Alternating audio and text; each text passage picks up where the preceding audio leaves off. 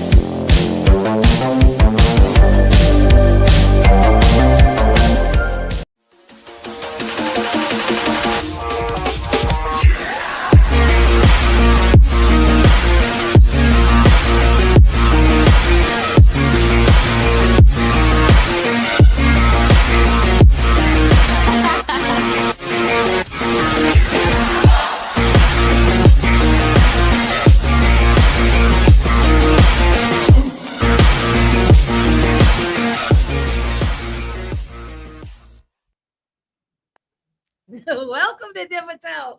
Man, I thought I lost the entire stream because when we were doing the intro, my thing goes, whoops, we're having trouble with that web page. And I said, what? And I'm like, please come back on. Please come back on.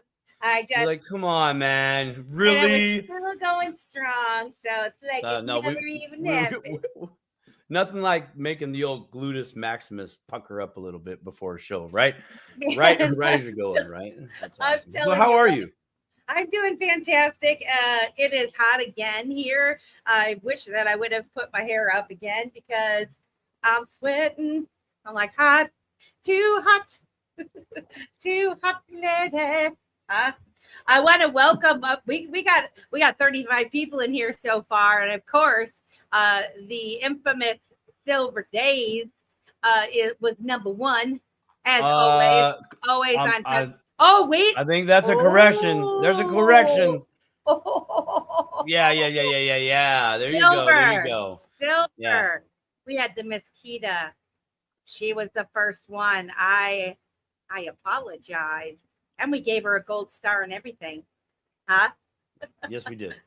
She's gonna hang that up on the fridge. Maybe we can get a second gold star. We'll send it down to our guest tonight. You know, being a real trooper here. I do have a stack of buttons we can send out that I should have passed out. And I got tons of buttons in the house. Dude, nobody else at this establishment will have that button. This individual will have it. It'll be a badge of honor, and then later down the road, like it'll be like it'll keep saying. I can't believe he'll be like super senior in this company, and like the new people will come in, he'll have to train them or something like that. And exactly, like, oh my gosh, you got a Dipito first gen badge. Oh my gosh, that's better than the NFT. Holy crap, you can touch it. Just saying. Real world asset right there. Well, guys, so the 39 of you that are watching, if you're watching on X, please come over to YouTube. and join us in the chat. This is your opportunity to ask questions. If you do have any questions, please put them in bold, like all caps, so that we can find them easily. Tonight's show is going to be very interesting. I don't know about you, Simon, but for the longest time in the very beginning of my journey, I would hear people talking OTC this and over the counter that, and I had no freaking clue what that meant at all. I thought that was just for the rich people, big talk, people with technical skills. I had no idea. And something that I found really interesting was that, I started my cryptocurrency journey in the Bitcoin space, and all the Bitcoiners were vetting and saying, Caleb and Brown, and the Ethereum people. And then I got into XRP, and it was, everybody supporting Caleb and Brown. And I said, there's something to this Caleb and Brown thing. I need to give 100%. It a little bit deeper look. And I'm so glad that I did. As many of you know, the Dip-a-Toe Show has recently partnered with Caleb and Brown. We've done lots of things therefore going forward. I do not know what happened to my awesome, beautiful co-host. And here she comes right back swinging. But the Dip-a-Toe has partnered with Caleb and Brown. And shout out to Caleb and Brown, because Caleb and Brown really has provided a service that has been drastically missing since day one in this crypto space. And it's called a little thing about human interaction and a smidgen of awesome customer service. But that's just my opinion, to each their own. But go ahead, Melissa. We're so glad you're back. Yeah, thank you. I don't understand what's happening, so bear with us. I'm glad that Simon's able to hold down the fort and everything is still intact here when I return. But basically, tonight we're going to kind of try to demystify the over-the-counter trading. We're going to explore the fees, their security, the liquidity, and how you all can get started with Caleb and Brown. Again, I want to mention that we do want your questions. If you have them, we have a ton of questions, because you know how I am. If you're a Dip-a-Toer, I have a lot of questions. But we definitely want to make sure that we get your questions included as well. So if you would please drop them in the YouTube chat, put them all in caps. And towards the end of the show, we'll be answering your questions. Also, I had dropped the link if you're interested in Caleb and Brown. If you would use our affiliate link, that'd be fantastic. If you're uncomfortable with clicking on affiliate links and whatnot, totally understand. You don't have to, but if you want to support the show, you can use our link. Otherwise, just search out Caleb and Brown, and you'll be able to find them quite easily. 68J Crypto for Life super sticker. Thank you, my friend. You guys are awesome. Crypto Glamma, you guys, appreciate you so much. Kita. Thank you guys so much for supporting Dip-a-Toe. You're so much encouraging us to keep on going. We appreciate all the love that you guys have given us. And I mean, these super chats are epically awesome. Honestly, Melissa's gonna need a box of tissues. You all keep doing this stuff, because it's big things. In fact, maybe we just, maybe we just take the super chat money and we start just buying XRPL projects that have been on the Dip-a-Toe Show, right? We just show the love, the same love. We just give it right back to the community some way, somehow. So we go get some Shikaka, we go get some Schmeckle, we get some X-Mean coins, whatever. Got all the good things. But you guys really are. This show would not be nothing, if it wasn't for you all that are watching this right now, that are in the chat, that show up every Wednesday like we show up. We show up, you show up. It's a symbiotic relationship. And I think I need a box of tissues, Melissa. So I'm telling you, I'm going to need a box of tissues if this computer shuts me down on this website one more time.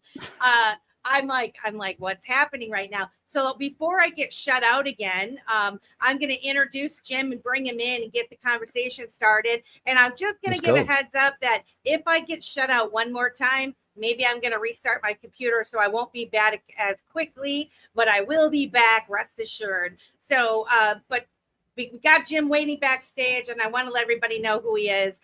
Jim is the Senior Business Development Manager at Caleb & Brown, which is a leading cryptocurrency brokerage based out of Australia.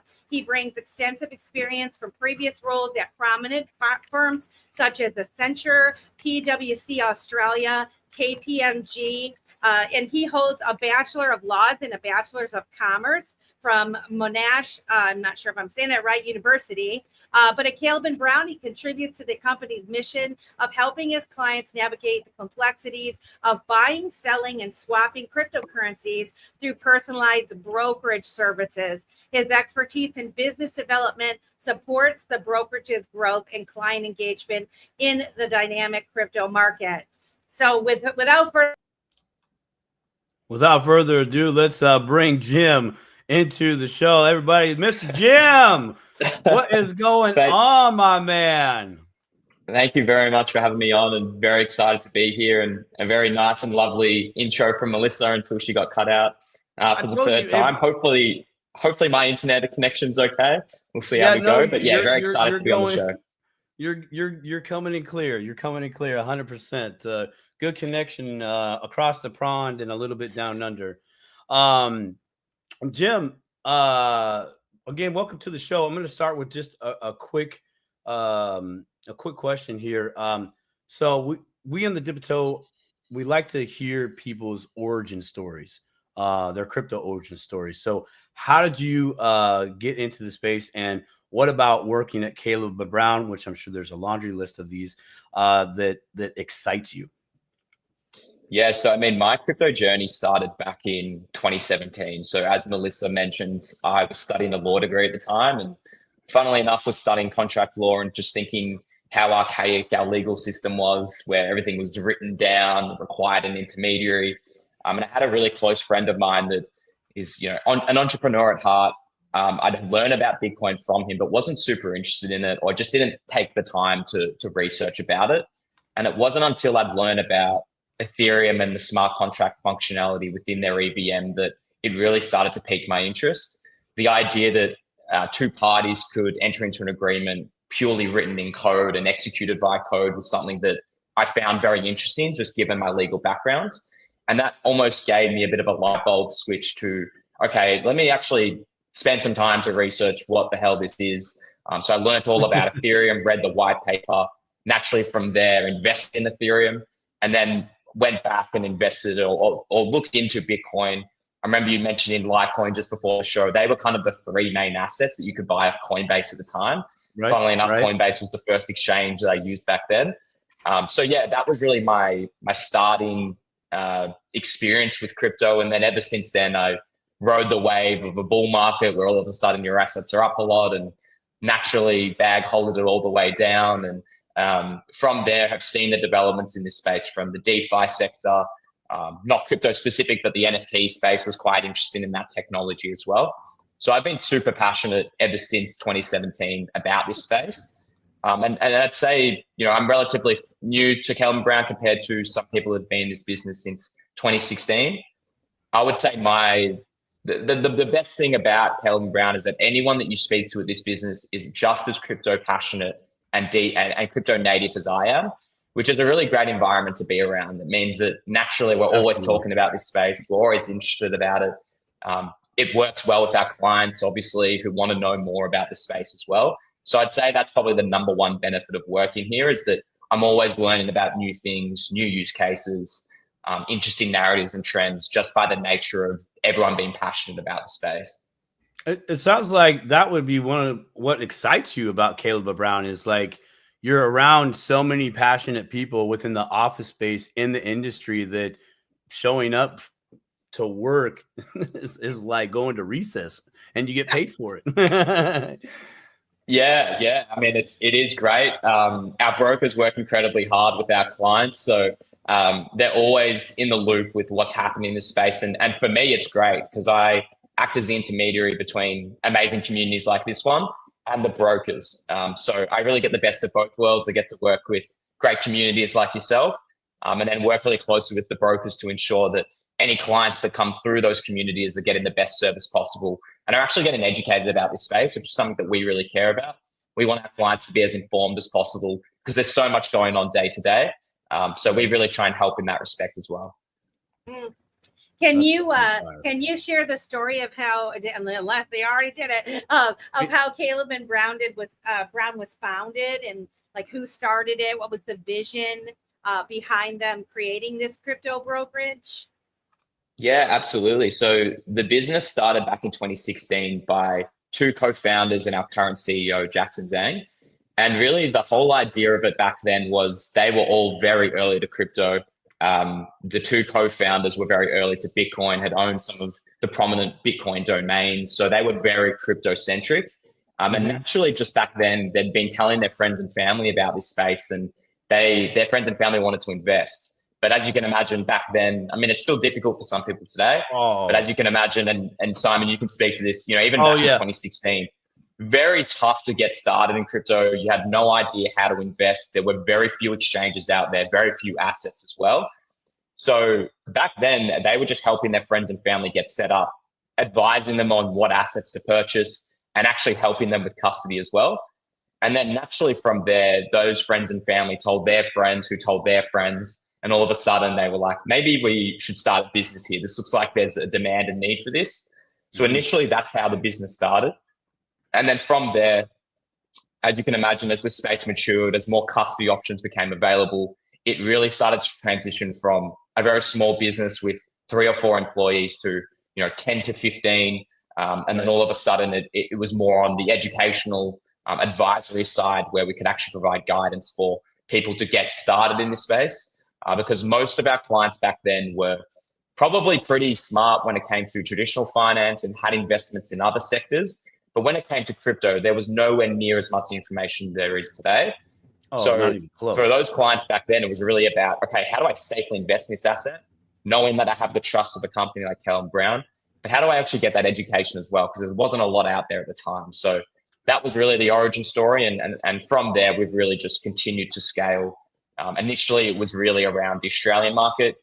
But surprisingly, even early on, we had a lot of large US clients. And naturally, the US market is a lot larger than the Australian market. So we were just naturally able to scale over a long period of time to the business we are today with 65 plus employees.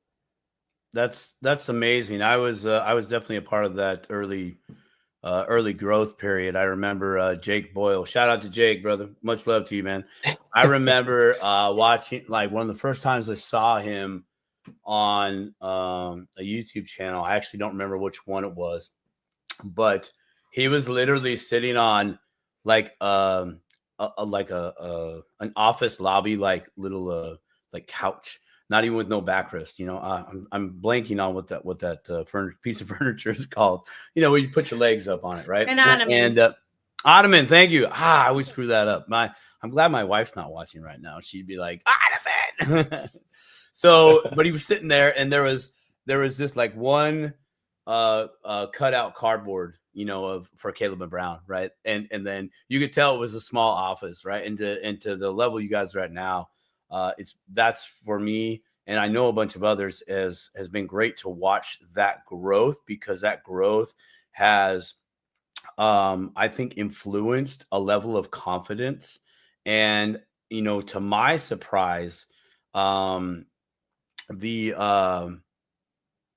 there's still not that out there for this market, or this retail market, right?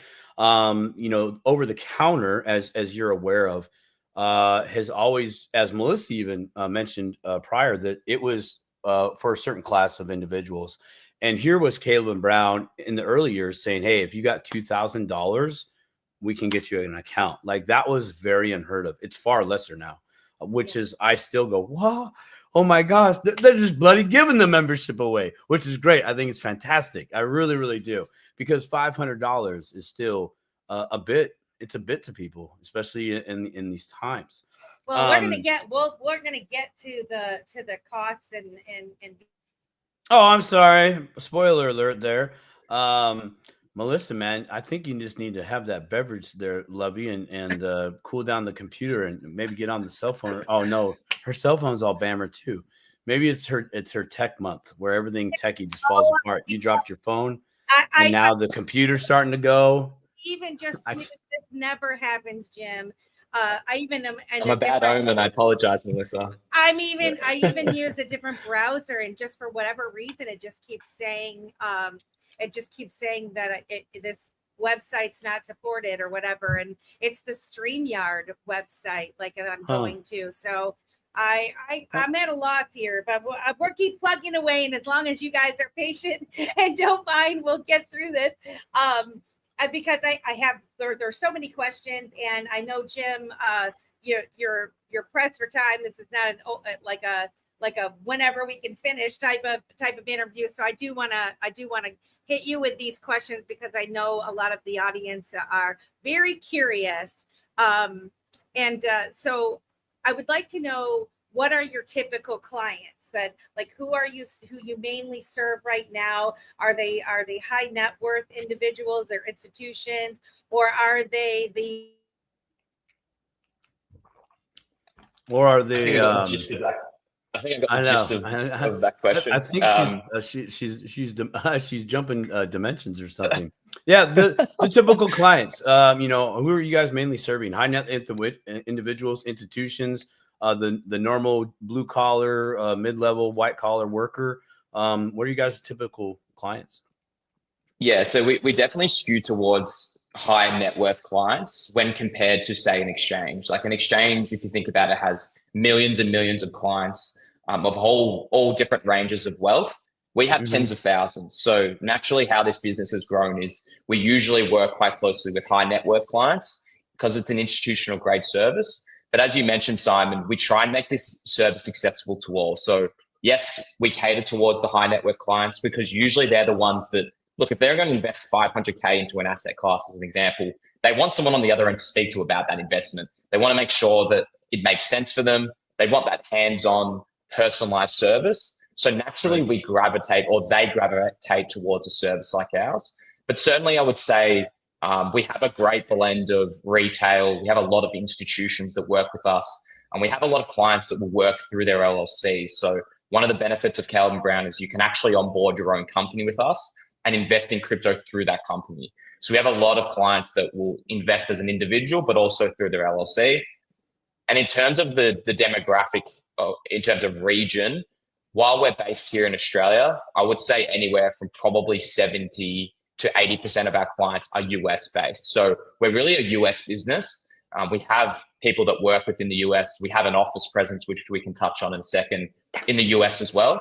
So a lot of our market and our focus is towards the US side of things. So definitely skew towards high net worth in comparison to, say, exchanges.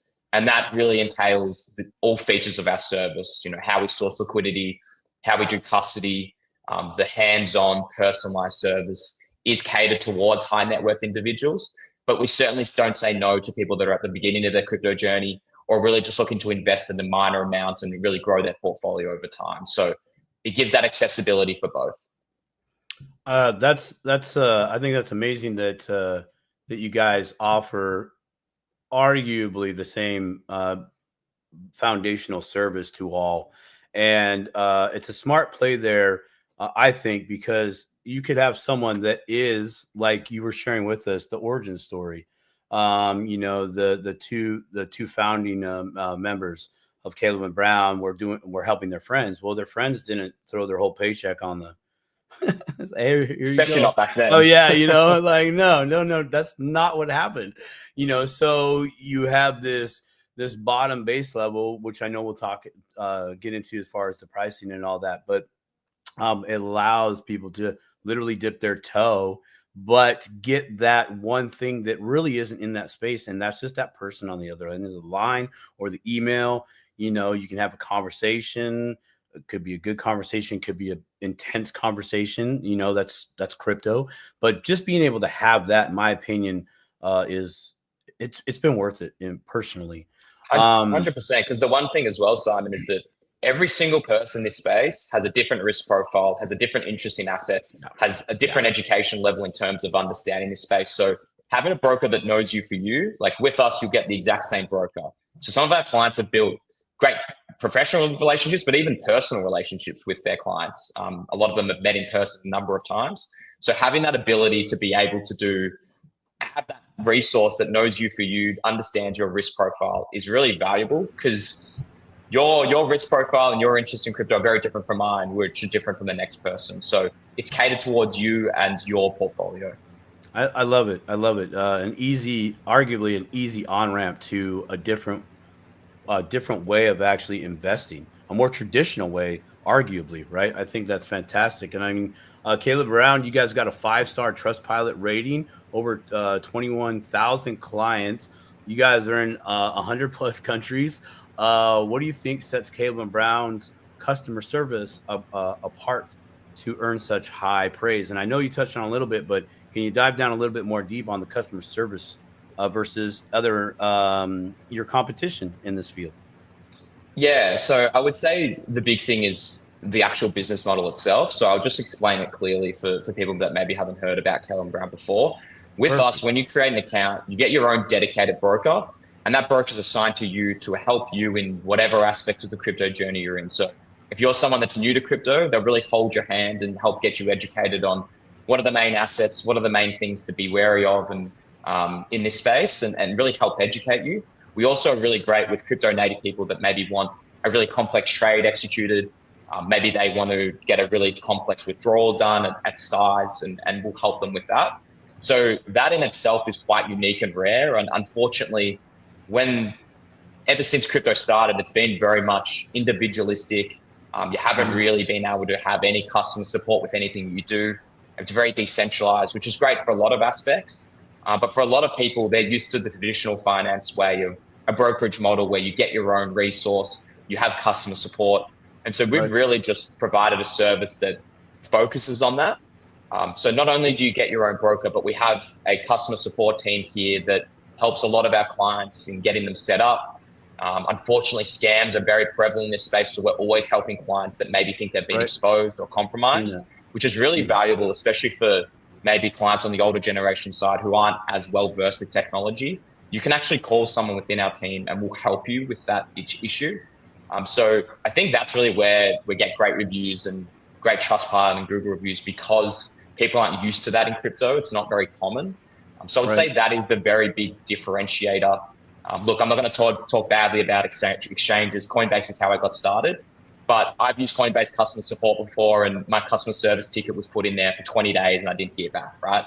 They just don't have that focus there. There's not that customer support focus. So that is really the key difference with working with Caleb Brown. I will say this. Everybody that I've talked to, and this is what really pushed me over the edge to look into Caleb and Brown even more. One of my friends' story is she had emailed her broker, her personal broker. She wanted to make a move on some coins, and there was some kind of a glitch where there was a delay of sorts. In any event, they honored the timestamp. Dang. I think I know where that story was going, and it does ring true in terms of, look, if there are glitches or there are things that, maybe Melissa's back. I'll let you finish the story, Melissa. I was just gonna say they honored her. They honored her email, the timestamp on her email from the price at which it was when she created the email. And where do you get that kind of customer service? And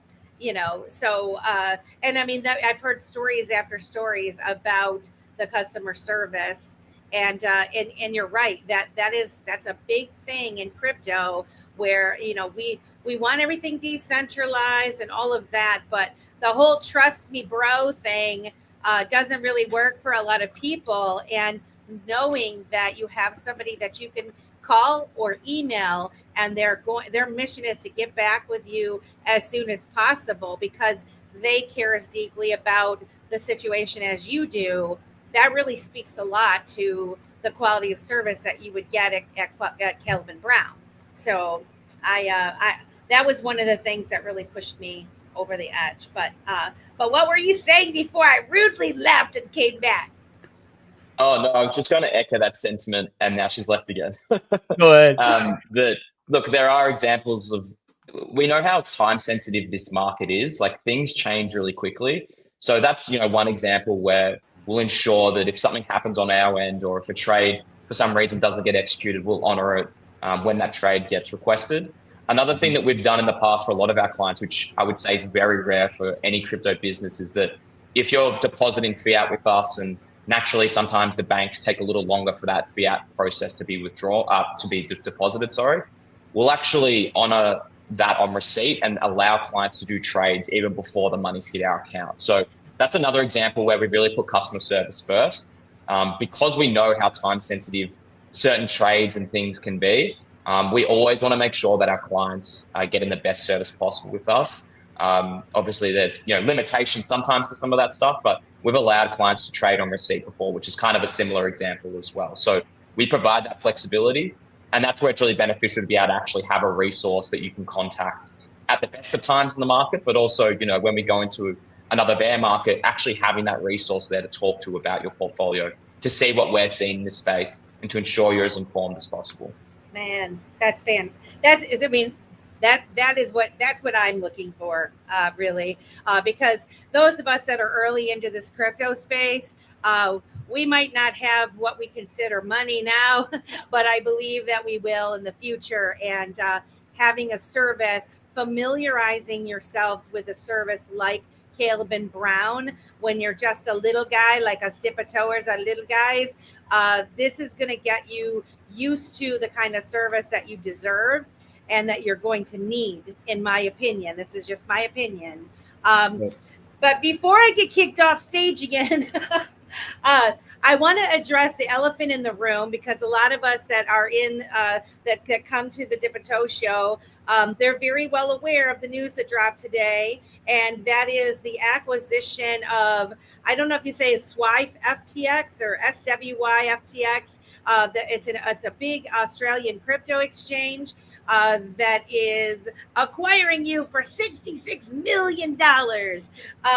What is the deal with that, and what does that mean? Because I was excited earlier to talk about later in the show the fact that you're coming to the United States, and that is a really big deal for a lot of people to be able to go to a physical building and say, like, what's happening with my stuff, So what's the deal with this acquisition that's happened today, or the news that? So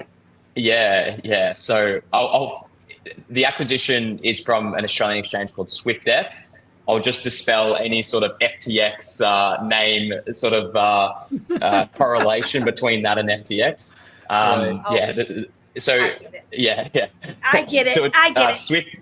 SwiftX. SwiftX. Yeah. So SwiftX is, I would say, the largest Australian exchange. It certainly has the best market share here in Australia. It's one of the more reputable exchanges as well, but they're predominantly and only an Australian exchange. So they have no US presence or client base. So really the purpose of their acquisition with us is that they love our brokerage model. Obviously, their business model is to operate purely as an exchange, which is very different to how we operate. So they've noticed that. They see that this is a really differentiated product offering. They love everything from our brokerage model to the custody and everything that we do here. So really, they've acquired us to help expand and really accelerate our offering to the US market. For them to have gotten sort of the market share that we're slowly getting within the US market would have taken them probably 4 or 5 years. So for them, they see this as a really great growth acquisition with us to accelerate their offerings within the US market, but also allow us to continue to do what we do with no changes to our business model and how we operate, but actually be able to enter the market with more resources and be able to really grow and scale a lot quicker than we would have done by ourselves. So I want to stress for anyone on this call that nothing will change in terms of how we operate. We're a completely separate business from SwiftX, but just naturally now we have more resources to continue to expand our team, continue to expand our presence within the US market, and really double down to ensure that any new clients that come through the door are still given that top tier personalized service. Fantastic. Thank you for addressing that. So it doesn't really sound like a traditional acquisition, bought and sold and go through the standard trimming the fat of the business that was bought, and not so much a hostile takeover, but just this sounds more of a partnership, more or less, without being in the legal framework of a partnership. Is that a little bit? Is that the little bit of the sentiment that maybe you're seeing with this deal? Yeah, definitely. So you're right in the sense that a lot of acquisitions are really not a hostile takeover, but they often are for analogous businesses where they can almost gut a lot of the employees and really just take on the clients. This is very different just naturally because, look, they have no US clients. They don't do the service that we do. So they've really bought us because they believe in this business model. They believe in what we've built since 2016. So in fact, they just want to accelerate a lot of what we do and provide more funding so we can grow our team quicker. Smart. And naturally, we have all the necessary licenses to operate within the US. For them to do that and start that process themselves would have taken a really long time and a lot of conversations, a lot of procedures with a whole range of different US states. So for them, this really helps accelerate their growth within the US. But you're exactly right in the sense that they don't want to break anything when it's working, right? They understand that this is a completely different business offering. And so they want us to continue to operate and do the things that we do with our clients. And really, it's really true when I do say it's business as usual here. We'll continue to operate as we have, for the last 9 years. But now we'll be able to enter into the US market a lot quicker than what we probably would have been able to do just by ourselves. Fantastic. And hey, I'd like to segue a little on this same topic because as it's related, I see a question in the chat that I think would be great to address. And this is from Atlantic Living. Atlantic Living says, Jim, as you know, as of June 30th, so just a couple of days ago, Canada no longer will be able to sell crypto with Caleb and Brown. Most of us in the space are aware of that. With the new company acquiring you, do you see Canadian, UK, and New York opening up again? What is the exact bottlenecks in these areas? But let's maybe just address that first part. And if you'd like to address the second part as far as the bottleneck of that question, but do you see an opportunity for those markets to be able to come back online with this new acquisition? Yeah, absolutely. I mean, it's not something that will be done overnight. Naturally, in order for us, and all those three regions that you've mentioned are very different in terms of why the bottlenecks are there and why we've had to exit those markets. Ultimately, we'd love to continue to operate within them, but naturally, they all have their reasons. So I can go through each one, but certainly the acquisition will help us in terms of getting the relevant resources, ensuring that our compliance and legal team now actually can put more efforts towards, expanding our offerings within those markets. It's certainly not something, as I mentioned, that will happen overnight. And the Canada decision was made quite recently. But now that we've got a larger balance sheet, we've got more now resources to play with. I'm certainly will be looking to try and explore offering our services within those markets again. I'm happy to go through each one just quickly if sure. in relation that would be great. Yeah. That'd be great. Just given the dip of toes here and arguably the rest of the crypto space, just a little insight of what you're seeing and because knowing's half the battle, right? Yeah, of course. So the Canada decision was made, as I mentioned, probably about 3 or 4 months ago now. Really, the main decision there was, and it's got nothing to do with our Canadian clients. We actually love working with them. They're very similar to Australians, like the Americans are as well. So it had nothing to do with the actual clients themselves. In fact, it was a really tough business decision. The main reason was because we found a lot of difficulties working with the Canadian banking rails in Canada. Banks in general are inherently anti-crypto, but we found Canadian banks in general really difficult to work with. And we just often found that clients were having a lot of issues on-ramping and off-ramping with us. And it just didn't lead to a great service or the level of service that we hold ourselves accountable to. So it just became more and more difficult for us to allow clients to work with us due to those banking rails. And so because of that, we decided, look, this is really difficult for us, but I think we can no longer operate in this country, the way that we want to. And naturally, just due to how many clients are based in the US and not Canada, we thought that, look, this has taken up a lot of the guys' time in the customer support team and the brokerage team. We want to make sure that we're not losing that level of support that we're providing to the US because we're focusing on the Canadian market, not because of the clients, but because of the banking rails there and the issues we were experiencing. So we made that difficult decision to exit the market. But as we've been saying to our Canadian clients for months, nothing's a final decision in this space. We know how many of our Canadian clients want to work with us. So it's something that we're always got our finger on the pulse with in terms of eventually, hopefully, coming back to that market in the future. I'll quickly touch on New York because that's an easy one to handle. New York, in terms of operating as a digital asset company, that requires you to have a BIT license. It's one of the most strenuous and difficult licenses to get. I think maybe only 5 or 6 companies that are in the digital asset space have them. And it's a very expensive and time consuming. I think it takes, I was speaking to our head of compliance, who's based in the US the other day.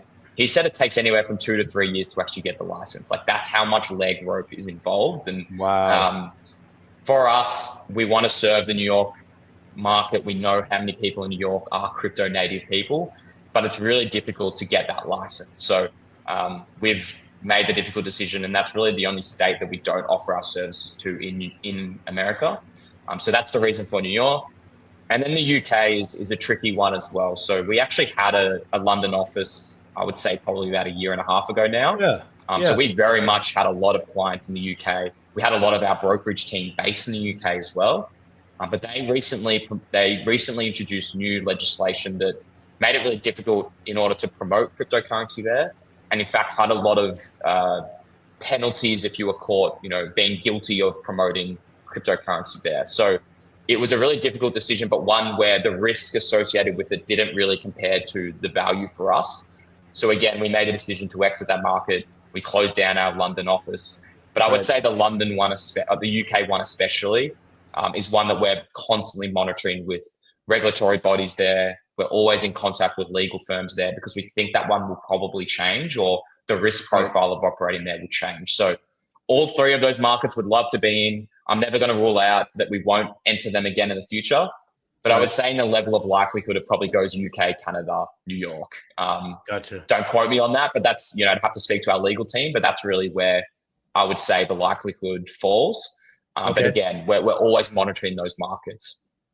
Good. I like that. That's awesome. You guys are doing that you're not just, out per se. We're never going to look at you guys again. You're waiting for the conditions to change to where you guys can deliver on what you normally and have been touted and praised for delivering on, right?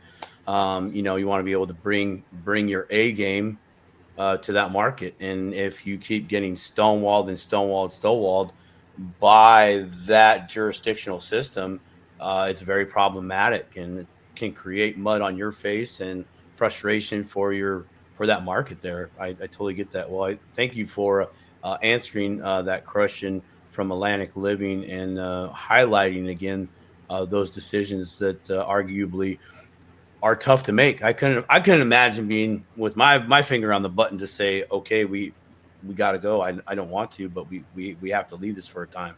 It's a tough thing. They're never easy decisions, like especially the one, the UK one, right? Like we had over 10 of our staff there living in the UK, working on UK times, working closely with UK clients. So they're never easy decisions. But I think naturally, as we progress in this space, and it's great now that the federal government within the US is very pro crypto, I think we'll slowly start to see a shift with the UK government, with New York, who their mayor came out and said they want to be the pro crypto state. And it's like, okay, we'll get rid of the BIT license probably so we can upgrade there. I think we'll slowly start to see more of that, actual support for crypto come in through legislation and regulation, which will mean it'll be easier for us to play in those markets.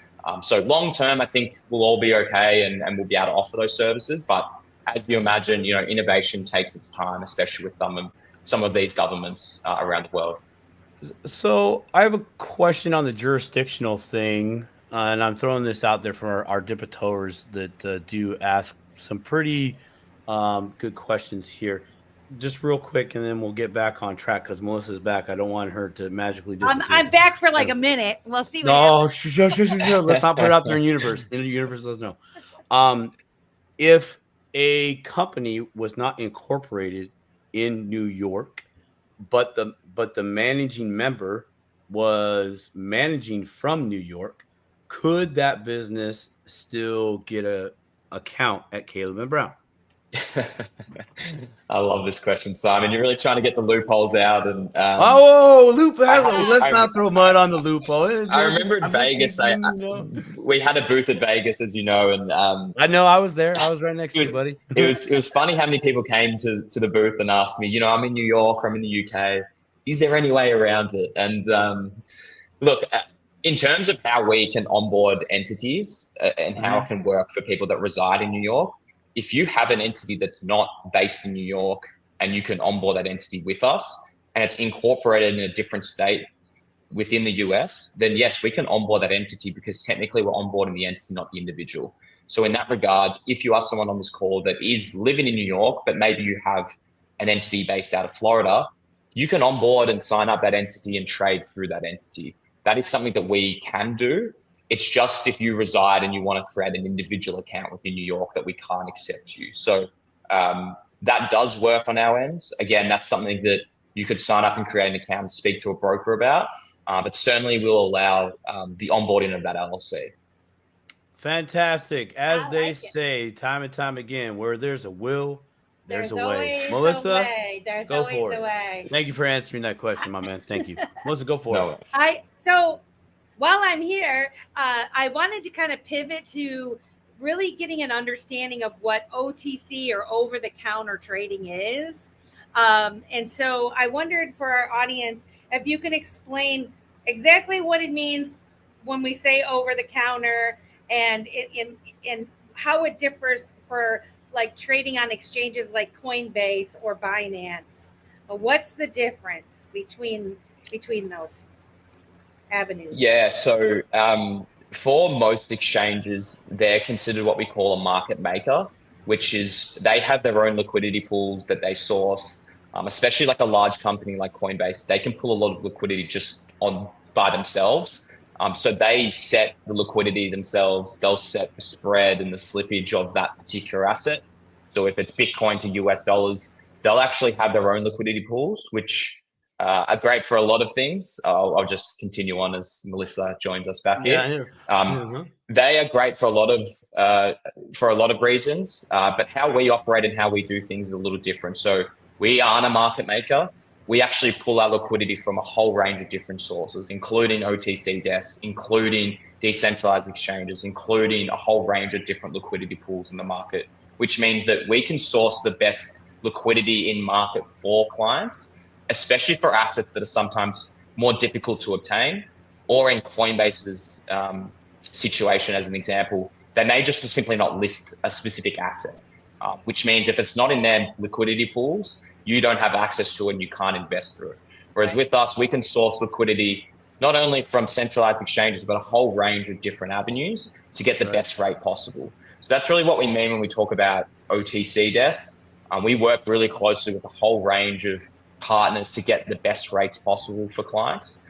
And on top of that, how we actually source that liquidity and how we actually execute the trade with our operations team is quite distinct and different. How most exchanges will do things is it'll be automated on their back end, which is great for speed and efficiency. And we have a lot of automation within our systems as well. But we actually have a team of experienced traders here who are manually overseeing a lot of those trades. And that's really valuable if you're trying to trade out of a really large position of an asset that doesn't have a lot of liquidity in the market.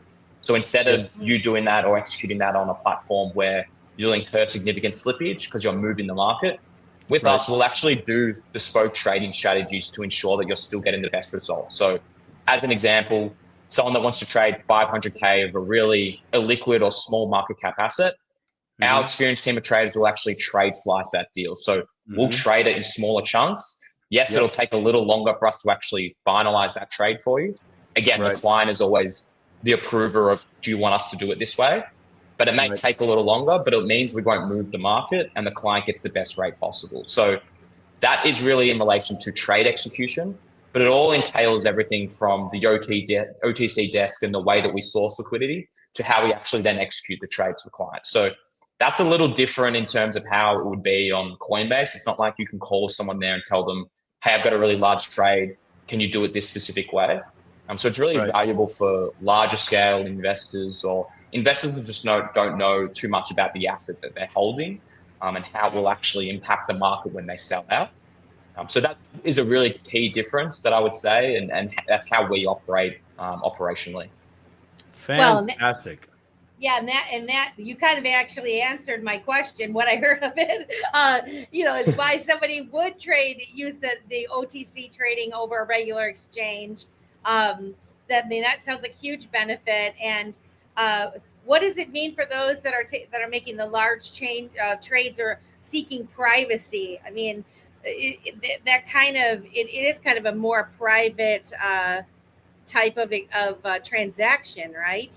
Than say if you were trying to do something large on Coinbase, which I don't even think you could really do to like huge transactions on Coinbase anyway. So I don't know. I think you kind of answered that question of what is appealing about over the counter trading as opposed to being on a regular exchange. I did want to ask many crypto users, we all love the idea of self-custody, right? It's the freedom fighters, be your own bank. How does Caleb and Brown support clients that prefer to self-custody? And what do you think the trade-offs are to using the brokerage if they are a self-custody type mindset person? Yeah, so I mean, we're big proponents and supporters of self-custody. We very much encourage clients to use their own self-custody option if they're confident and comfortable to do so. I myself have my own hardware wallet, so I hold a portion of my assets with Caleb Brown, and then I hold the rest on a hardware wallet. So we very much support that. We actually will help clients get their hardware wallets set up as well if they're not too sure how to do so. So as a client, it's really up to you in terms of how you want to use the service. And that's everything from how frequently you want to contact your broker to how often you want to trade to how you want to do custody with us. So I can get into what we do in terms of our custody solution, but we offer it free of charge. And it's really there for clients that aren't super confident in becoming your own bank. Because as you mentioned, self-custody is great. And it's one of the best proponents of crypto that you don't need to have an intermediary like a bank to manage your finances. But there's a lot of risk involved in doing self-custody as well, that a lot of clients, at least we've experienced, aren't super comfortable or experienced in using their own hardware wallet, or aren't entirely aware of all the security requirements involved in doing so. So we very much encourage it. But for clients that aren't super confident, that's where you can use our custody solution as a nice little alternative. What I would say, and something that I believe, again, it's my belief, not necessarily, Simon or Melissa's, is that you should never have your eggs in one basket, especially when it comes to crypto. So 100%. I always like to have a portion of my hardware wallet, but I'm not going to hold all my assets on there. I'll give a pretty frightening story of when I was in the US recently, and we met a lot of our clients, and one of them is based in LA. He had all of his crypto on a hardware wallet that was in his house. That house got burnt down in the fire. He had his private keys stored in a bank. So he had them stored safely, vaulted away in a bank. The story gets worse. The bank actually burnt down as well in the fire. Oh, so, what? I know. I was like, you're joking. Oh. I couldn't believe the story when he told me. So there's always a risk associated with hardware wallets. Melissa, you blacked out, but the bad part of the story was the bank actually burnt down as well through the fire. So lost his assets. Yeah. Oh my! I've heard a lot of crazy custody stories. I think that one's the craziest because he did everything right. Like that is top tier security management. There's not much more you could do in that scenario. So I'm not saying that story to scare people, but it's more so to say that never have all your eggs in one basket. It's good to have diversity when it comes to your custody solutions. So I can touch on what we do, but certainly we very much encourage self-custody as long as you're aware of what you're doing with that self-custody solution. Perfect. There was a question from Mama Shay here that I just had up. Her question was related to the self-custody. Obviously, you had mentioned that you allow Caleb Brown to hold some of your holdings. That's one of your egg baskets, if you will. So in the event that Caleb and Brown I guess goes away, shuts down. Yeah. How is that going to, I guess, work? How does that provide? Where's the security at in that? If that happens, can you touch on that a little bit? Is that something that you can? Yeah, yeah, of course. There's a few things with that. So the first thing that I would mention here is that any client that's custodying assets with Caleb Brown, you are the custodian. Sorry, we're the custodian of those assets. We're custodying them on your behalf, but you're the owner of those assets. So how it works, and this is all really clear in our terms of business, if anyone can be bothered actually reading through all of that, is that we hold those assets on trust for the client. So the client's the beneficial owner of their assets. So let's just say tomorrow Caleb Brown goes bankrupt or there's a liquidation event. The assets of Caleb Brown will not form part of the client assets. So the client assets are separate. The first thing that would happen for us as a business if we went bankrupt is we'd return those assets to clients because they don't form part of the company's assets. They're the client's assets. Right. So I want to be really clear on that. And that's as clear as day in our terms of business. So we hold client assets on trust, but the client is the owner of those assets at all times. That's the first thing. The second thing is how we operate as a business. So we aren't charging a custody fee. We aren't trading client assets elsewhere. We aren't earning a yield on those assets. We're quite boring in how we do things here. We're purely a spot trading service. So when you custody with us, it just sits in cold storage and it just sits there until you decide to make a trade or you decide to withdraw those assets. So if every single client tomorrow decided to request a withdrawal request of their assets with us, we'd actually be able to process it because we have all of those assets accounted for one, and they just sit there in cold storage. So that's how we do things. And in fact, we'll even use our own liquidity to execute trades for clients as well. So those client assets are never exposed to counterparty risk or those liquidity providers that we mentioned before. We'll actually use our own liquidity to do the trades, and then we'll settle things up in the back end through our system. Can you walk us through a typical? I hope that answers the question. Can you walk us through a typical over-the-counter trade? Like, what's the process for the client from start to finish? Yeah, so the process for the client and what we do is two different things. So I'll go through the client. So the benefit of working with us is that we have a very easy to use portal. So every Caleb Brown client can log into their account. They can see their account holdings. They can see the top trending assets, and they can actually execute a trade themselves in their own portal. So they aren't required to go through their broker if they don't want to. So naturally, let's just say the client wants to do it that way and they have 500 XRP. They decide to sell that XRP into US dollars. They could go into their portal. There's a trade section on the left that they'd go to. They'd select the 500 XRP and sell it into US dollars. And that trade will get executed like within the minute. So clients can do it themselves. Or if they want to go through their broker, we have a lot of clients that aren't too tech savvy or just can't be bothered logging into their portal. You can also email your broker. So you can email your broker with the trade request. So in that scenario, I would email my broker, Andrew, and say, "Hi, Andrew, please sell my 500 XRP into US dollars." And then that trade will get executed through Andrew executing that trade on behalf of the client. So that's the two ways that that a client would do it in that respect. Right. And it's just seamless. You don't see anything on the back end. It just gets executed quickly. In terms of how things get done on our end, a lot of the time, as I mentioned before, we'll have a lot of liquidity through these liquidity providers already. So if it's that 500 XRP trade, we'll already have that 500 XRP on that OTC desk or with that liquidity provider.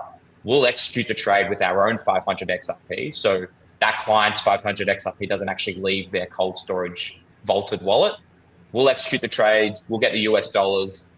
We'll balance that out. We'll provide that US dollars into that person's wallet and ensure that the 500 XRP is settled up in terms of with our own liquidity. So that's how it works. I hope that answers the question. So yeah, it really does. That's a lot going on. I'm telling you, that sounds like where that 3.5% commission comes into play. There's a lot of moving parts, people giving their time and energy to play out what you just talked about, man. That's crazy. 3.5%, and we're going to get to this as like perfect segue into it. But before we do that, I just want to mention before I get kicked off again, we have 820 people watching the live stream right now. Thank you, Wow. guys. Welcome to the Dip a Toe Show. If you're not familiar with our show and you're watching on X, please come over to YouTube and subscribe to our channel. We're really trying to get to 1,000 followers. It's been a long road. We have a lot of wonderful people in this community. We'd love for you to join us.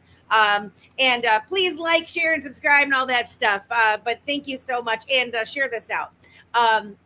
But this was a perfect segue into to the fee part of it, and mentioning the 3.5%.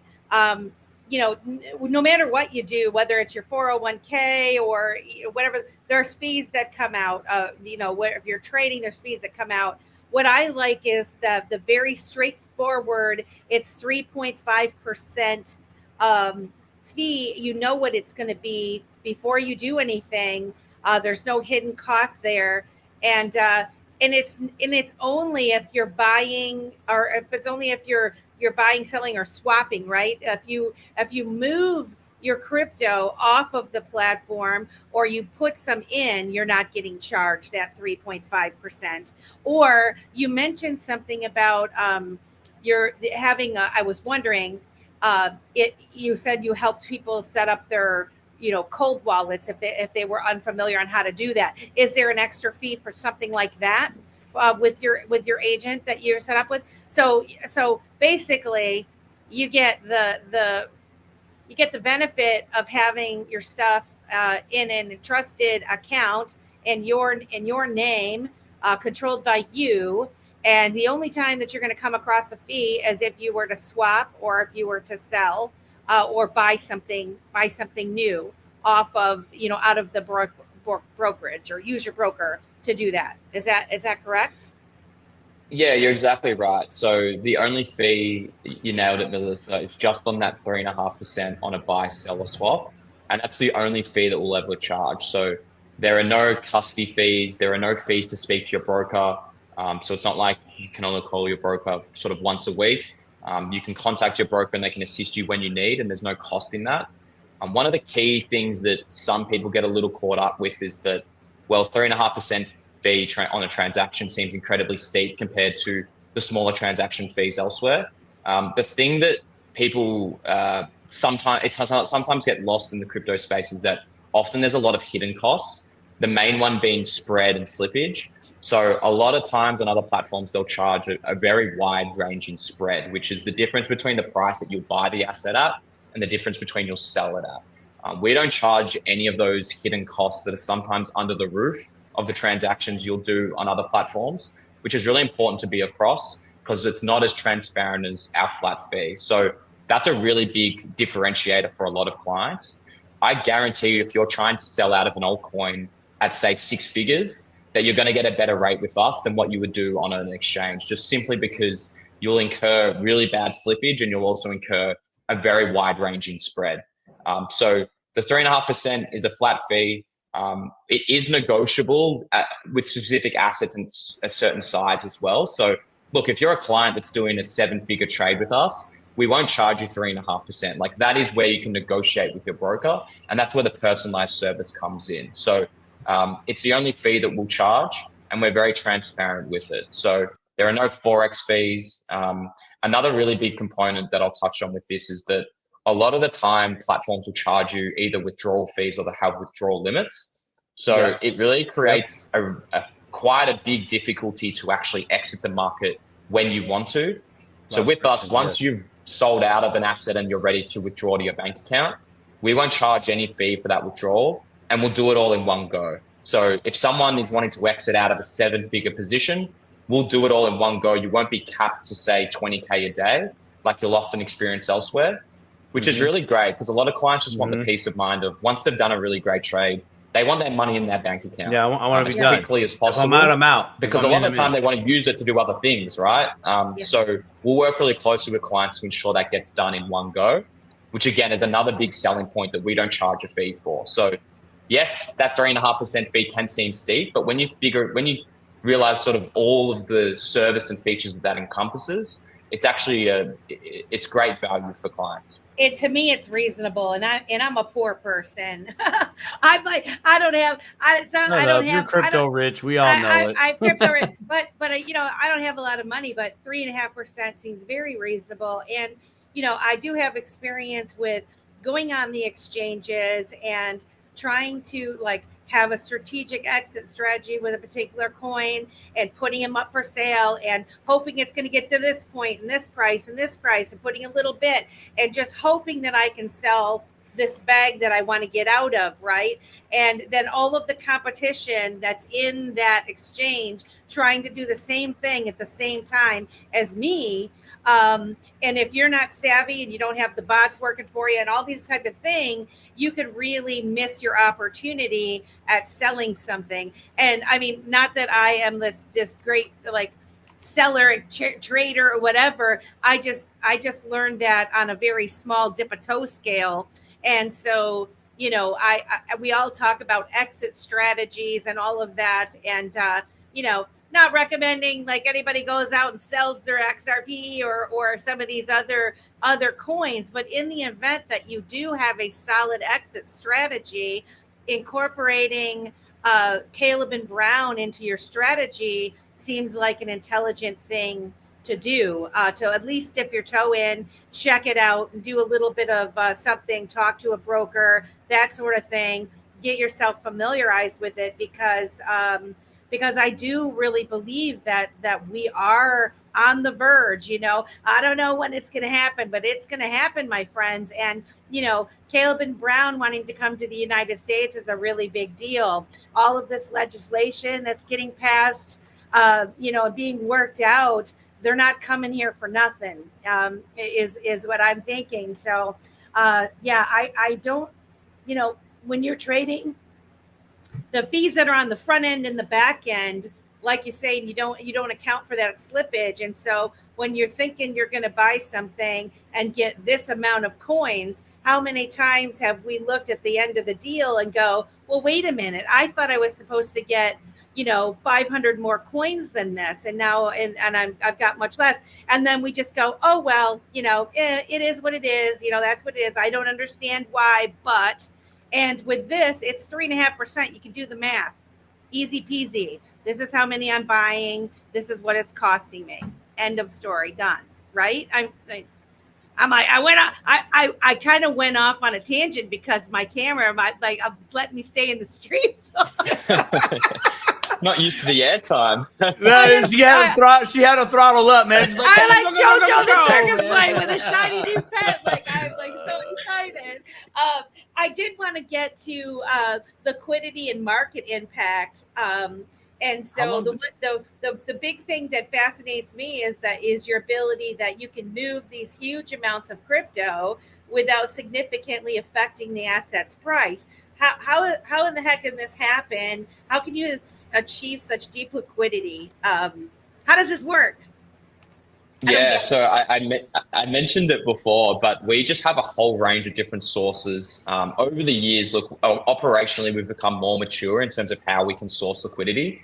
But as I mentioned before, we're not a market maker, which the benefit in that for us is that we're not just relying on one liquidity pool. We can use a whole range of different sources. So as we mentioned before, OTC desks, other liquidity pools, sometimes decentralized exchanges, centralized exchanges to get the best liquidity for clients. But because it's overseen by our team here and have a lot of great experienced traders here, it means that for specific trades where, say, a client is holding a large portion of an asset that has a small market cap or maybe there's not as much liquidity in the market for it, we'll actually oversee that trade and ensure that they get in still the best rate possible for it. So an example, one of the trading strategies they'll use is trade slicing, where instead of trading that whole portfolio of that asset in one go, where you'll actually move the market negatively and you'll actually get a worse rate as you continue to sell that asset, we'll do a thing called trade slicing where our traders will actually trade it in smaller batches. It'll take longer to get executed, but it'll actually mean there's not as much slippage occurring in the market for it. And it means that clients are still getting the best rate possible.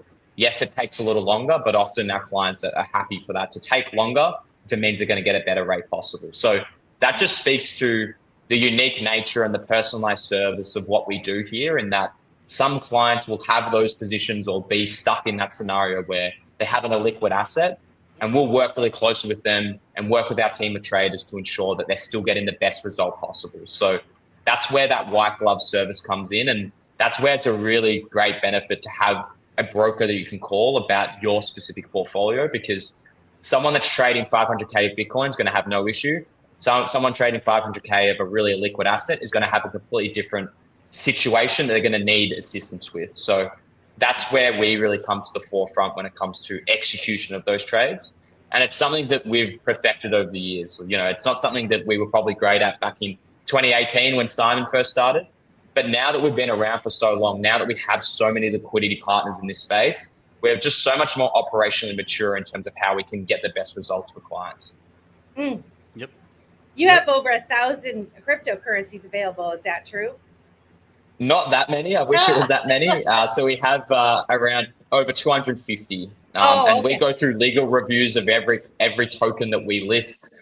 We constantly have clients requesting new ones, which we'll go through a token request due diligence form with. So we're always adding new tokens, but ultimately we're only ever going to list things that are going to actually be good long-term for clients and aren't a potential be a rug pull, but also B, that we can source enough liquidity for. So if a client does have a large position in it, they can always exit with us. So it's 250. Hopefully that'll expand out as we go here. Yeah. But, you know, certainly all the majors and the assets that I would assume most people in this community are interested in, there's a very high likelihood that we do list it. So I wonder, sorry, Simon. So there's all these coins that people will start talking about. And they're like, you got this, you got Flare, you got the, Songbird, all of these types of things. Is it a situation where maybe the clients, if you get enough clients asking about a particular coin, then you guys start doing your due diligence on those coins and then slowly add them, is what I speculate that happens? Yeah, there's a whole range of factors. Client demand is certainly one of them. Also partner demand as well. So let's just say the Dipito community is all coming to both you two and saying, hey, we want Caleb Brown to list this asset. That will certainly help us sort of do our due diligence and really put that top of mind. We'll never say no to doing our due diligence though. So even if it's an asset that one client is requesting from a broker, our team of traders will look into it. We'll do our research. The big thing for us that we usually look into is the tokenomics of it. How much of the market cap or how much of the supply is circulating? What's the market cap? How much liquidity is there in the market currently? I would say they're really big factors. Along with, is there any utility with it? Who are the founders? Are they doxed? All of those things that we'll go through to really research an asset, because ultimately we never want to list something that then a client buys and has a really bad experience with. So we really do our due diligence on that front. But we're always reevaluating assets as well. So let's just say it's an asset, Melissa, that you asked us to do our review on, and unfortunately it doesn't have enough liquidity today for us to list it. That may differ 6 months from now, where we may do that as well. I see someone puts Stronghold in the chat. Stronghold gets asked every day. It's one that we're constantly reviewing. That's what we'll see. Yeah, it was popping in my head because everybody is like, you got Stronghold. I'm like, damn it, I don't have Stronghold yet. And but the thing that really is awesome is, here you go, guys. You get a broker and you have questions, and you just said you're going to look into all the tokenomics. And so I assume that when you call the client back and say, well, here's the deal, this is why we are going to support it, or this is why we don't support it, because of the tokenomics. And so you're also getting a free education with your questions on a direct coin that you're interested by people that are trained to look at these types of things. And it's been my experience that, the more questions you ask, the more savvy you become, and you start to understand these things even greater. And so if you have someone like a Caleb and Brown person to help you out that's trusted, that just kind of adds a little bit to your education. Absolutely, as Melissa cuts off. I was just going to say that we had a client recently reach out to their broker and ask about us listing an asset, but also to just do research on it for them as well. Because a lot of the time, if we don't list it, a client will reach out to us and ask us, hey, can you just look into this asset? I'm actually looking in potentially investing in it. And then their broker will actually look into it. And we actually saved someone from investing in what ended up becoming a rug pull about a week ago. So that's really where there's a benefit of reaching out to your broker, yes, requesting if we can list it, but also ask if they can do a little research into that asset if you're very serious about investing in it. Because ultimately, we never want to be in a scenario where a client gets scammed or gets rug pulled and has a really bad situation. That's why we're here to help. So always feel free to reach out to your broker about a specific asset if you're not quite sure about it or you want us to do a bit more research into it. Because unfortunately, these assets do come up where they hear about it somewhere on the internet, they decide to invest in it, and it ultimately ends up becoming a really a bad investment decision. So always feel free to reach out to your broker when it comes to specific assets that maybe we don't list as well. Man, that's fire. In my mind, I'm totally thinking long play here. But before I even ask or go into that, Jim, how long do we have you here in the Dip Toe show? As long as you need me. If you've got more questions, I'm happy to answer. Okay, all right, perfect. We got questions. All right, here we go. Okay, here we go. You've got me. You got me. I appreciate it. Okay, so since fantastic, there is an option for us fellow Cryptopians to call up our broker and say, hey, mate, I'm looking at this coin. This is why I want to get into this coin. It has a DeFi protocol. Can you look into this? And while you're doing that, would you mind checking out this place, and this place if you guys can't get it for me? Is that something that could also, Yeah. Ultimately, I mean, that's really all part of the service, right? As I mentioned before, we've had a lot of clients reach out where they've invested on a platform and all of a sudden they can't withdraw their money, and they want us to look into it to see if it's potentially a scam. We have a lot of those calls, which is unfortunate, but the client is there to help you in your crypto journey, whether that's with us or not. Obviously, we'd hope if we list the asset that you'll do it through us and you'll work with us. Of course. But if it's an asset or a platform that we're not across or you want us to do more research into, absolutely. That is what we're here for. It's to help educate our clients and honestly protect them in scenarios where they're not super educated or they're not super sure on a specific asset. So that is, again, all encompassing of the service that our brokerage team supplies and does, and our customer support team. So that's where you can also call our customer support team and they can always look into this stuff for you as well. Man, I mean, this almost sounds too good to be true, right, guys? I mean, it's because of the service that you offer, but it's all part of the crypto journey and what's being built. And you guys are you realize that together we all win, right? Is what it sounds like. Absolutely. I mean, especially people in the XRP community, we realize that when one wins, we all win. And not being overly greedy and growing your business and that sort of thing. In an educated consumer is much better than an uneducated consumer that's getting rug pulled by these scams. And so the more people, that's the reason for the Dip a Toe show, the more people that we can inspire to ask questions and make good connections with companies and people like yourself. I mean, that's what we're here for. And so, like I said, we didn't do this lightly with even partnering with Caleb and Brown because it's our name too, right? But you guys have been around here for so long, and like I said, there's so many good endorsements by people that have used your service that I really want our audience to understand, and at minimum give it a look. Give it a look and have a conversation, because we're coming into some interesting times, people. And you want someone, you want a Caleb and Brown little guy sitting on your shoulder saying, "Don't do it. That one's a rug pull." These 250 ones are the ones that we have vetted that we believe are going to be in it to win it for the long haul.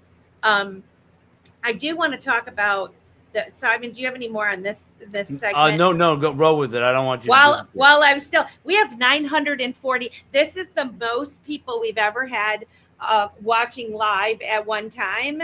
So hats off to Caleb and Brown. You're very popular and people are very interested in learning about your service. And if you guys do have questions, we are going to ask them more, but please put them all in caps so that there's a lot, it's easier for us to see. What I wanted to touch on was the security and the access and getting started. So I know we lightly touched on it earlier, but security is always a huge concern with the hacks that go on with the exchanges. How do you guys specifically protect the assets? I know you use Fireblocks. Can you expand on Fireblocks? What is Fireblocks and why should they be impressed that that's what you use? That's what you're partnered with. Yeah. So Fireblocks are one of the preeminent custodial solution providers in the crypto space. They've been around for a really long time, and the largest banks and crypto institutions use them around the world. So they're top tier. They're perfect for large scale institutions, and we use them as part of our custody solution. So we work with Fireblocks. They have like a base layer of their custody solution, and then what you do is you use them, and then you build your own security protocols and things on top of it. So someone can use Fireblocks as custody solution and do nothing with it. That's a little different to sort of how we have processed and used them. So we have a whole bunch of security protocols and procedures, things like multi-party computation, the use of hardware modules to ensure that we're providing a top tier custody solution for our clients. But ultimately how it works is every client that holds assets with Caleb Brown, you'll be given your own Fireblocks vault. That'll have your assets for each specific asset. So let's just say you have XRP and Bitcoin with Caleb Brown. You'll have an XRP wallet address, which will be vaulted and will be separate from your Bitcoin wallet address. And those assets sit in cold storage. As I mentioned before, we don't charge anything for custody, but we also don't offer anything like yield or staking or lend it out. So it literally just sits there in cold storage and sits there until you would decide to make a trade or withdraw it. So that's the added benefit of and peace of mind that your assets just sit there. And it's equivalent to as if you were to use your own hardware wallet. It's just that it's done on a more larger institutional level scale. So that's how we do custody. In terms of how it actually works in getting a trade executed, the use of multi-party computation is used, which requires the approval of 3 distinct parties, including the client, to execute a trade, which means there's no single point of failure, which means that it requires approval of multiple parties where the wallet address or the private key of that wallet address is actually sharded as well. So it's top tier, it's institutional grade that we offer for clients if they want to use it. Again, as we mentioned earlier, if you have your own hardware wallet, there are no issues at all with withdrawing those assets to your own hardware wallet and just using us as an execution layer if you'd like. So it's really up to the client in terms of how much or how little they want to use our custody solution. So that's how it works. But yeah, happy to dive into more detail if you've got questions on it. Yeah. So the whole keys thing then. So when you have a wallet with Caleb and Brown, you're not actually going to get access to your private key then, right? Because it's correct. You said sharded out. So how does that work? I guess I guess I want to understand that a little bit more, and then I guess I want to ask the question of what if Caleb and Brown burns down?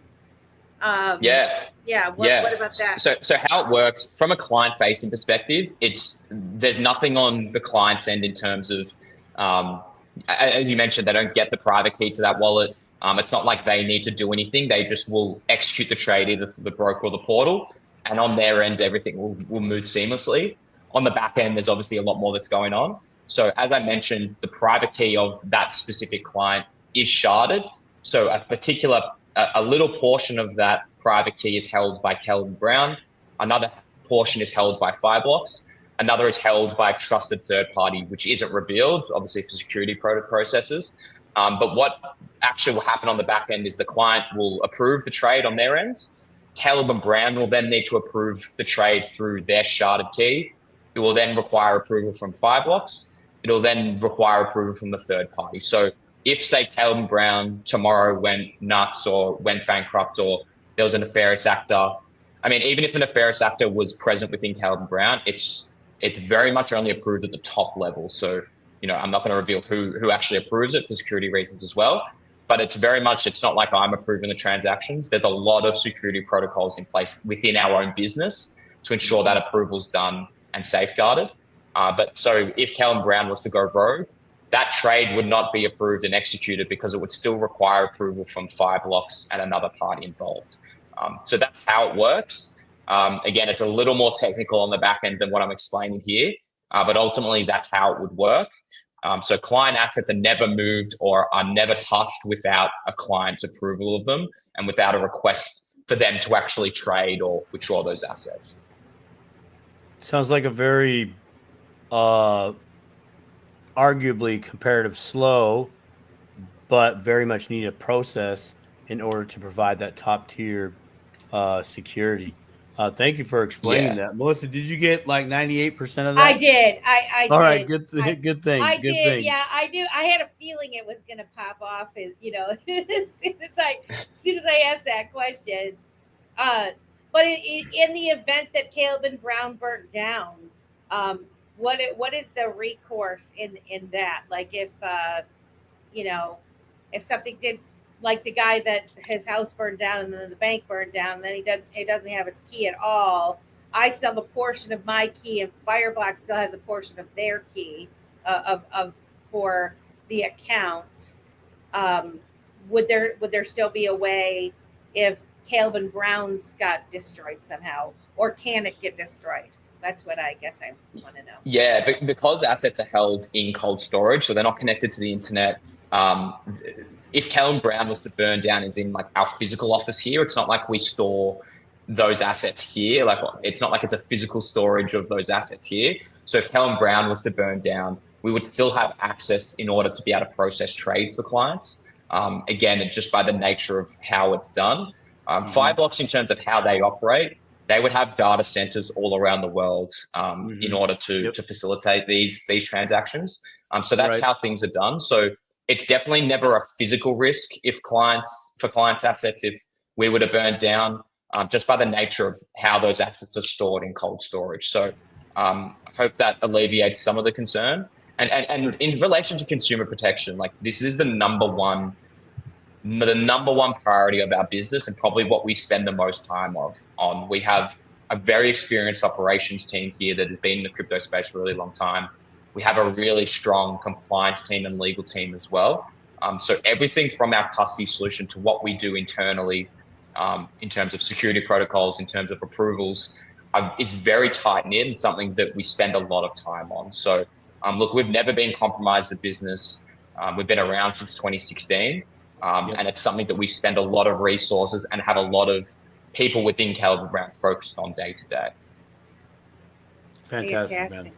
That's appreciate the transparency, at least as much as you're able to give us. But that's really helping a lot of the dip-a-toers and the fellow cryptopians out in this space really get a vision of what is really going on at Caleb and Brown, within Caleb and Brown. And Melissa, great question there. Just to, hey, if the building burns down, what happens? Well, the protocols are don't keep all your eggs in one basket, and that includes access to client funds and/or trades, etc. You know what I mean? And it's funny because, like, in our own banking scenarios that we have, we never think about like what happens if the bank burns down.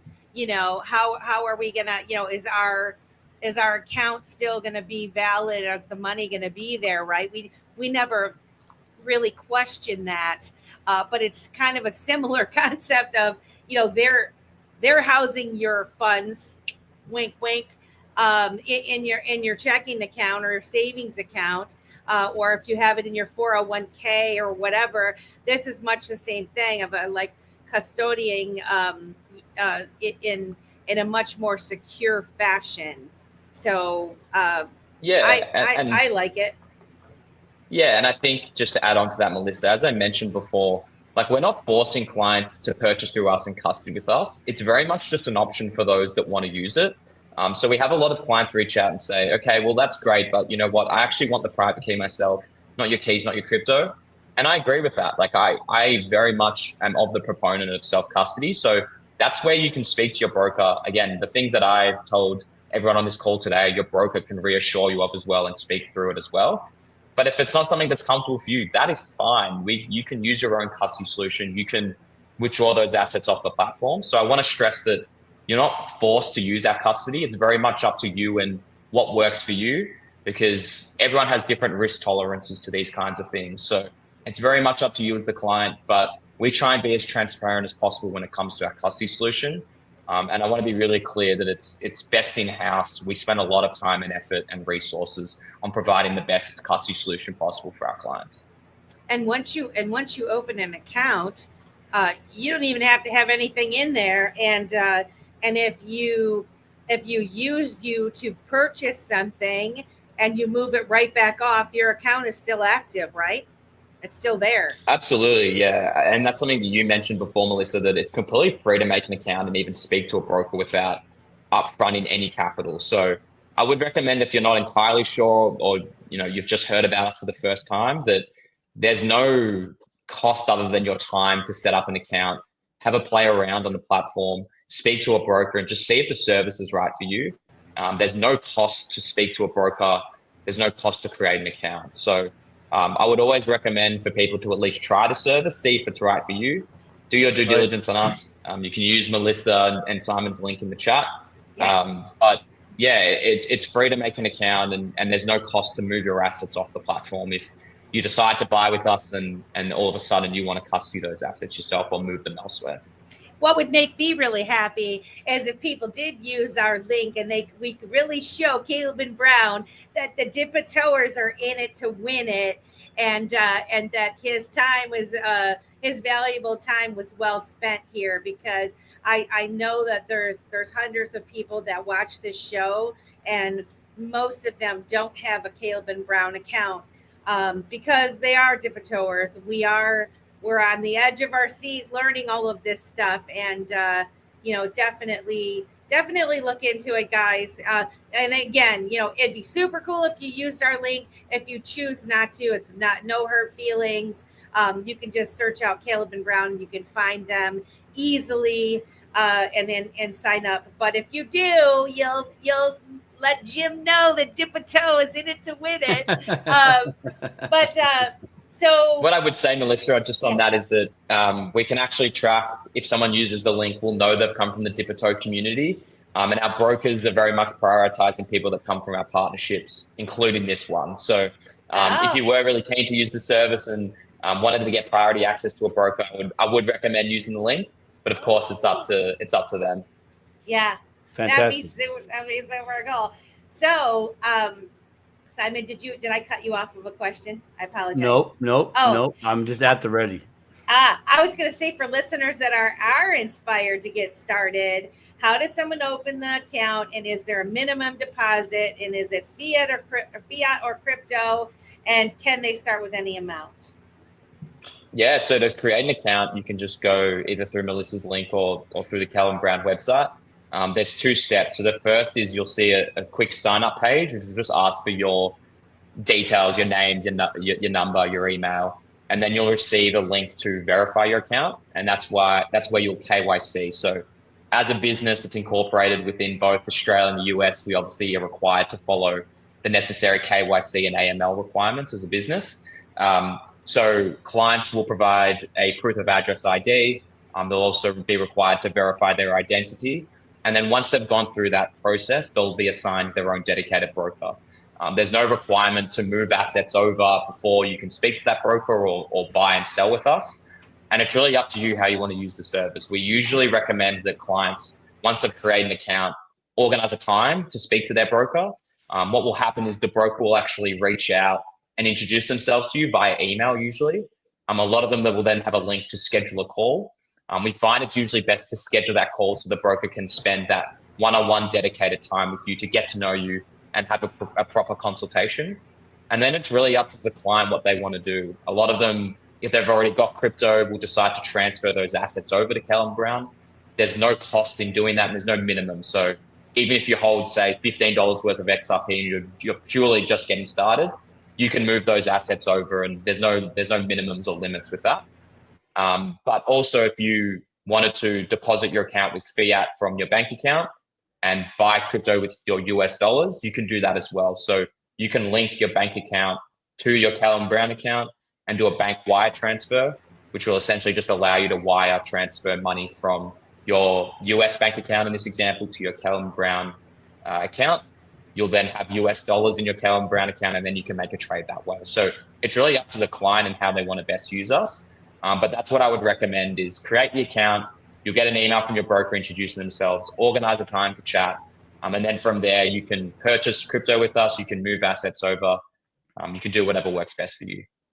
Fire, man. That's epic. And I like that you highlighted the schedule a call with your broker.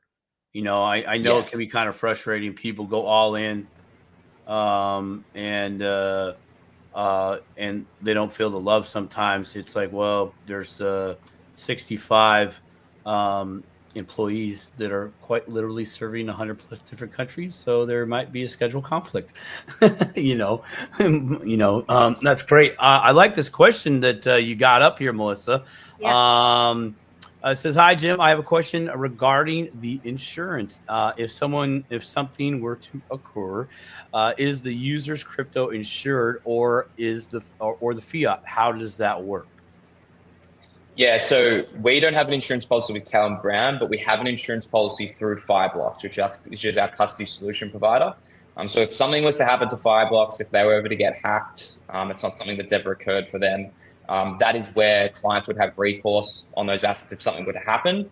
But I want to be clear in terms of how we custody and what we do with assets when they're custodied with us, that because assets are stored one for one, and because everything's accounted for and it sits in cold storage, if something was to ever happen, the first thing we would be able to do is send those assets back to clients. So we've never been compromised on our end, but we don't have an insurance policy through ourselves. We have an insurance policy through Fireblocks. So if something was to happen there, clients would be protected in that regard.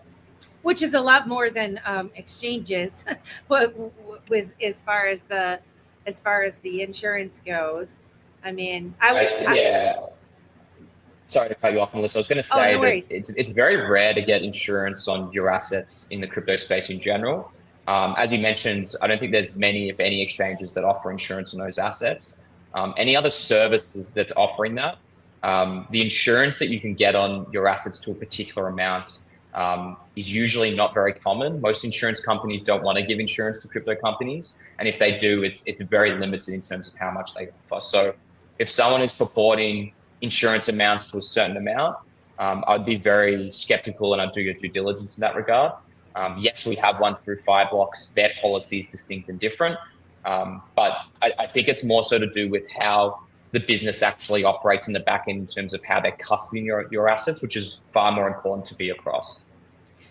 I'm thinking, along the lines of like where you can do the crypto IRAs and the 401ks and those types of solutions with putting, because they're operating under different rules and regulations, right?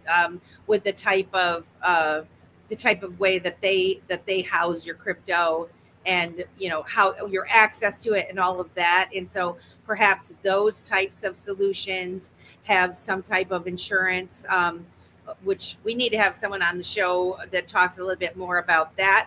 But I agree. I haven't heard of any, except for like several years ago where they were saying that they had insurance. And of course, those are the ones that kind of went out of business. Right. So it's weird how that happens. Right. Huh. Wow. They just disappeared. Whoa. I wanted to get to some more of these questions. If you guys put them in all caps, it's going to be a lot easier. I don't know if I thought I saw. Oh, someone said, Crypto Mama Shay says, what's something important about Caleb and Brown not covered yet that we should all know? That's a good question. Oh, that's a tough question. I feel like we've covered a lot of things. I know. We've really hit a lot of. Welcome to the Dip and Toe Show, We've Jim. really hit a lot of information. Really a lot. I think something that I probably didn't cover in detail. Sorry to cut you off, Simon. That I've just thought of. Go right ahead. Is Jump that on it. so our headquarters is based here in Melbourne, Australia. A lot of our brokers are based here, which, you know, you can just do the simple math on it. The time zone difference is quite apparent when it comes to a lot of our US clients. There are two things that I would mention about that and changes to that moving forward. So the first is that, look, our brokers work incredibly long hours here. Usually their days start anywhere from 6:30 to 7 and go all the way to 6 our time here. So it matches up quite well with American afternoon to evening, which is where they'll come in the office and do most of their calls in the morning. However, there is that period where, look, if it's 3 a.m. in the morning here, sometimes it's a different or a more reasonable time in the US. So naturally, the broker isn't going to be available for a call at those times. But what I want to stress with that is that we have a team of people within the US, account managers, brokers as well, that work on US time and will always be managing a broker's inbox. So let's just say you want to get a really complex trade done or a trade done quickly and you want to go through the broker to do it. Anytime you email your broker, their emails are monitored 24/7. So they are always contactable in relation to email. Calls are a little different just because naturally the brokers have to sleep.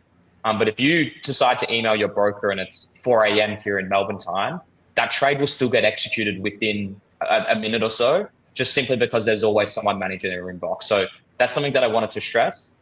The other thing, and it has been mentioned a few times by Melissa, is that we're about to open up our US office. So we're going to have more and more resources within the US time zone, and a lot of US clients will fit under the brokers in that time zone and in that office. So it makes sure that things always run smoothly regardless of time zone differences. But certainly we have a lot of amazing brokers that will remain here in Australia, and that will still be how things have worked and will continue to work moving forward. So maybe that's something I didn't touch on and it didn't quite make sense, but that's how we operate here in CNB. I think that's valuable information. Any hints on where, maybe you already talked about it, where in the US that you're going to open offices and what the timeline for that is? Yeah, so I can we haven't formally announced it as a business, but I mean, we already have resources that are living there. So I think I'm safe. Exclusive on Dip-a-Toe. Yeah, exclusive on Dip-a-Toe. Again, this is another question that I reckon I had about 100 questions from when I was at Vegas. Yeah, you did. But so the first office location will be in Florida, specifically within Fort Lauderdale. So we have an office that's getting set up there currently. We have one of our best customer support specialists. She's actually moving to Fort Lauderdale. And then one of our brokers who's actually in the office today, Andrew Garside, he'll be moving to Fort Lauderdale within the next couple of weeks. Again, he'll be living there. And they'll be setting up the office presence there, along with some of our other US resources who are migrating from other areas within the US. That will go officially live towards the end of July. So Andrew will be leaving the next couple of weeks, and then that will get all set up. And then that's where clients can actually physically come in and speak to Andrew and speak to their broker and really get that face-to-face interaction. Yeah, it's something that I was able to experience in the US not too long ago. And we just know that our clients want that face-to-face as much as the service 100%. Is great in Australia here. So that is where we'll start. But we're very confident that things will go well in that office, and then we'll look to future expand in probably somewhere in the West Coast of America, and then potentially somewhere in the middle part of America as well. So Washington State could be a good fit for that if you're looking to the West Coast. I'm just saying, I mean, if you need a coffee guy, I'm here in Washington State. I can do You're it. the coffee guy. Love that. I want to know. Yeah, so I want to know if you're hiring. Oh, dang, that's what I wanted to ask. She stole my thunder. She disappears. So, will you guys be hiring for this? Yeah, I mean, a lot of, for the initial office, a lot of our resources are moving over or are moving from other parts of America, which is great because we want this to run seamlessly. But certainly, you know, in relation to the acquisition, in relation to our future growth in America, we will be hiring. So what I would say for anyone that's interested in potentially working at Caleb & Brown is have a look at our job listings. That is usually quite up to date. But I imagine probably within this next year that we'll be continuing to expand. We are going to be continuing to expand our presence within the US, and that means probably hiring more US individuals to join the Keller Brown team. Are they allowed to have dip a toe shows? I think that might be that'll probably work favorably for them, honestly, if they do. Yeah, I mean, I'm telling you what, like I'm like, keep me in your back of your mind, because I'm good to go. I'm good to go. As long as I can still dip a toe, I'm good to go. Now, I know there's one thing that we actually haven't talked about on this call, and this has to do with Susie. Susie at Caleb and Brown. She gave me a ring a couple years ago. Was it a couple years ago? Maybe just a couple years ago. But it's the fund, the crypto trading fund. Could you touch on that? And I know that's like separate, right? It's a different department. Can you touch on that and just kind of explain the difference? Because I know some of the U.S. folks would probably be more apt to participate in that versus the cold, hard digital assets. Yeah, so you're right in the sense that they're under the Keller Brown umbrella, but they're two distinct and separate businesses. So there's only so much I can reveal about the fund. But what I can say is that we do offer a fund product. It doesn't have that ease of barrier of entry. There is a barrier of entry when it comes to, you have to be an accredited investor, or if you're in Australia, right, I think it's called a wholesale investor. So naturally, it is only for specific types of investors, but it allows you to invest in a fund that our fund team here actually manages and does the investments on behalf of clients. And so that's a very different service to the brokerage model, where a broker will never trade without your request. Without your request, we're not going to trade proactively for clients. It's always up to the client in terms of the trades they want to do. So that's the distinct difference. But if there's anyone, especially within the US demographic, that are potentially interested in the service, I can get you in touch with the individuals that work in the fund here, and they can have a chat. But if you're not an accredited investor, you're probably not worth the time, just because there is that barrier to entry. There is that barrier of entry. I'm just thinking down the road. I know a few of us within this chat, probably might be an accredited investor in, say, 2 to 4 years. So it might be beneficial to re-explore that avenue. That's why I brought it up, because I know I've talked about it, just future planning with my fellow crypto. Always looking down the road. Gotta be. Yeah. Well, thank you. You might have touched this earlier when I popped in and out, but Becky Formas wants to know, what is the typical turnaround time for fund withdrawals?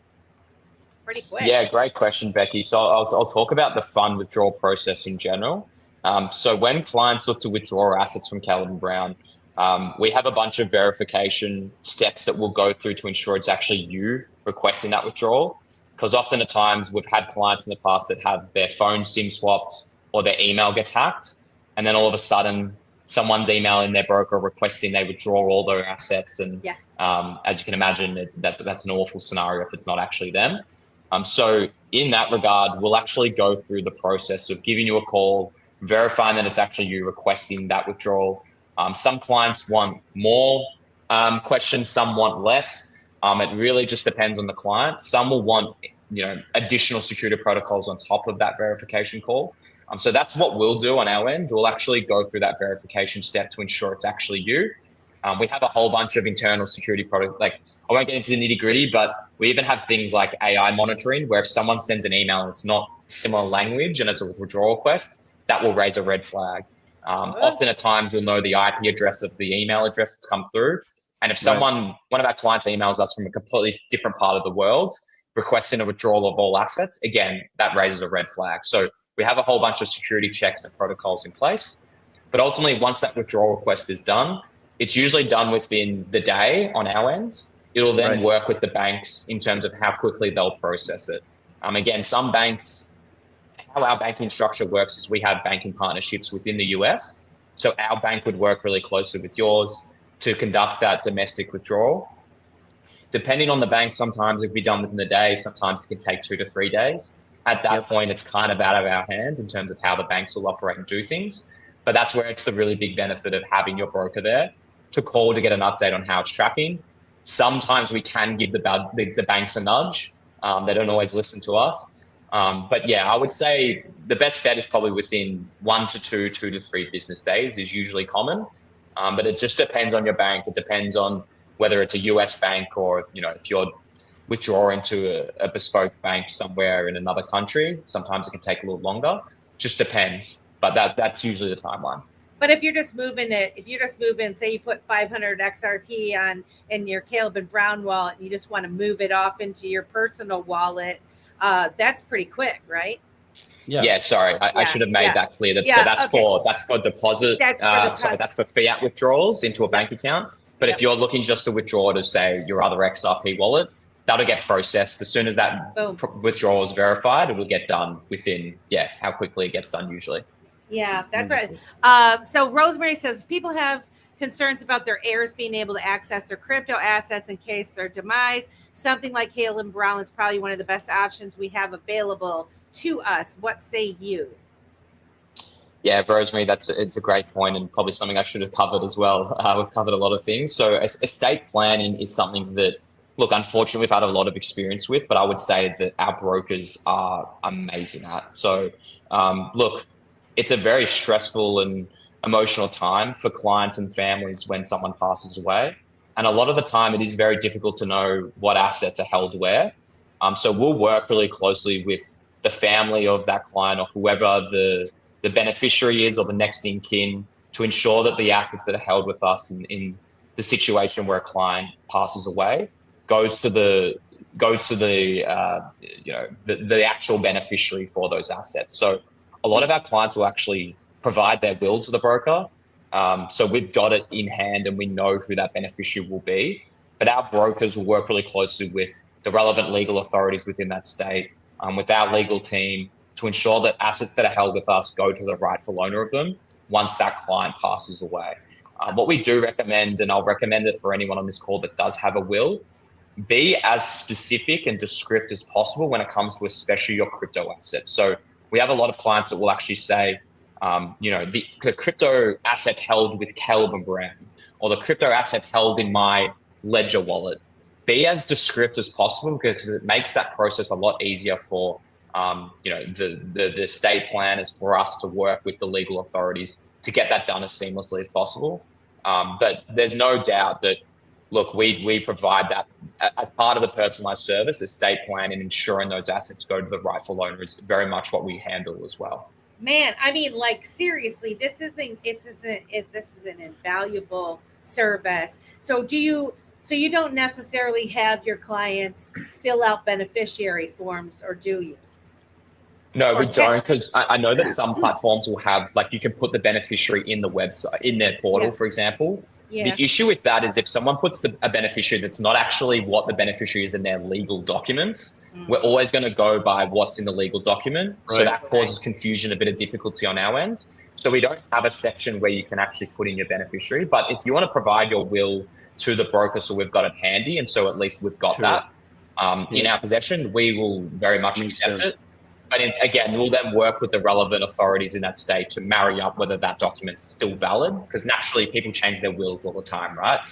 So we'll still go through the protocol and process. But if we know who the rightful beneficiary is from the start, it makes the process a lot easier. Okay. But that beneficiary is going to have that piece of the key, though, right? Sure. So that's going to have to be included in there as well? So how it would work is we would send those assets to that beneficiary, or that beneficiary can get access to the account of their wife or husband or whoever it is, whoever the deceased person is. So it's actually up to the beneficiary in terms of, look, a lot of the time they just want to sell a lot of them aren't crypto native people or don't even know that their deceased colleague had the crypto. So a lot of the time they just want us to sell it off and then send it to a bank account. We'll do that. If they are crypto native and they want to hold the assets themselves, then we'll just withdraw it to their relevant relevant wallet address. It just depends on the situation. Yeah. Right. I'm going to put in my will, you're not allowed to sell it. You're not allowed to sell it. You got to hold it at least a 2030, 2035, something, man. You are now in charge of this, but you have a 5-year learning curve grace period before you can execute any type of movement within the account, explicitly written. We have 5 minutes. Great. I want to invite everybody to come to the Dipito After Dark show that's going to be in Spaces on X. I'll drop the link in the chat. It's also on X on both the @Dipito show profile and my World Be Free 888 profile that you can join. And that's going to start at 10 p.m. Eastern Standard Time in about 15 minutes. But before we go, I don't know if you answered this already, but Atlantic Living said, it's my understanding that Netcoins in Vancouver provides fire blocks. Would you recommend this competitor to serve Canadians and New Yorkers since they're not able to be serviced by Caleb and Brown at this point? Or are you familiar with Netcoins? Unfortunately, I'm not familiar with Netcoins, so I can't know whether comment on that their sound, and I couldn't give an endorsement just because I don't know them. So no worries. I just thought I would ask. I saw it, guys. This has been fantastic. There's 1,178 people watching Dipito right now. What an incredible experience this has been. If you all that are watching would please go to the @Dipito on YouTube and subscribe and like our channel, it would really, really, really help us out. I've dropped our affiliate link for Caleb and Brown. If you want an easy way to support the show and let Caleb and Brown know that we're no slouches and the Dipito shows are Dipitoers are in it to win it, please use the link. That'd be fantastic. Otherwise, Jim, how can they find you if they want to reach out? Yeah, so I mean, my email is jim@calebandbrown.com. So if anyone's got some questions that we didn't cover today, please feel free to either email me, or my Twitter is usually where I'm quite active as well. So it's just Jimmy_Baz. So feel free to reach out there. I know Melissa tagged me a few times, so you can always go to the Dipito Twitter and you'll see it there. Please feel free to DM me there as well. So I'm usually quite contactable. But yeah, thank you so much for having me on. I've loved the time. Thanks for sticking around for the 2-hour show, my man. Thank you. And being patient with It went quickly. It always does. It always does, man. I appreciate that. I appreciate you staying through the train wreck with me. I got to figure out what's going on. I don't know what. I'm like the biggest show I've ever had in my life, and I keep getting kicked out. We broke the internet. We did. But I really want to thank everybody. Thank you, Jim, for coming. You guys definitely consider it. Please join us. Oh, I was going to drop the link, which is, as soon as I do this, it's probably going to kick me out. But I wanted to drop the link to the after space if I can find it. Well, I can't find it quickly. I don't think. I thought I was going to be savvy and find it quickly, and no, I can't find it. So you guys head over to X and look for Dipito Show if you're on YouTube, and join us in the After Dark, Dipito After Dark. Jim, have a great rest of your day. Simon, any final thoughts? No, not really. I mean, we hit home runs all day, all night. We scored goals. We got great information. So if you're not dipping your toe, rewind the whole show. Wow, you're on fire. Guys, have a good rest of your day. We love you. Thank you, Jim.